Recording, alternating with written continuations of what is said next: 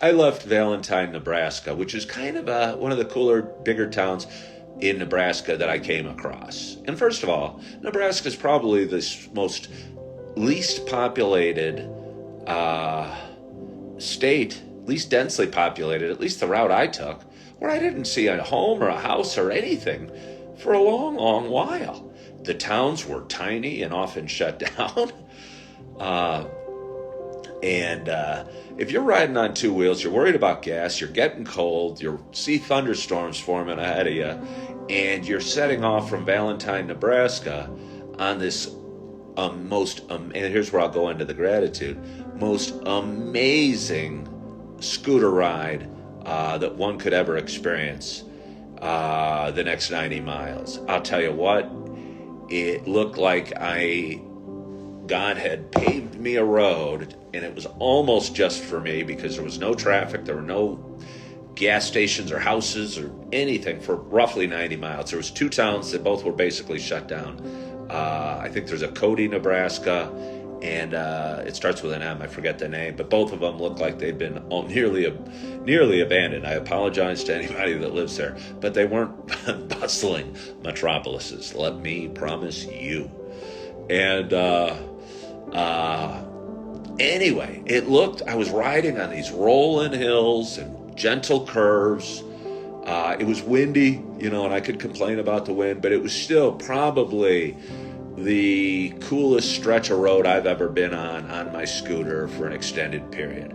I'd never ridden 90 miles straight.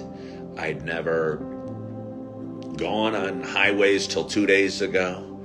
I was scared. And I knew the thunderstorms were expected at 10:30 at night. And I was leaving the safety of Valentine on a sunny day with temperatures in the low 70s. And I'm going, oh, this is perfect riding weather. It's a little chilly, it's a little chilly. I'll throw on another coat. So I had a leather coat, my North Face coat that you've seen before this, and a t-shirt on underneath this. And I go, it's 70 degrees. This will be perfect. So I'm riding off. The sky started darkening, and I kept riding and going, hey, feels like I'm riding through Dances with Wolves. It was really that beautiful. I mean, again, hills and rolling and curves and just gentle and barely any traffic and no houses or anything for the longest time. A little longer than I would have liked, to be honest with you, because I was getting scared. And I started ticking off the miles and worrying about the thunderstorms coming and trying to focus on the beauty that was all around me. And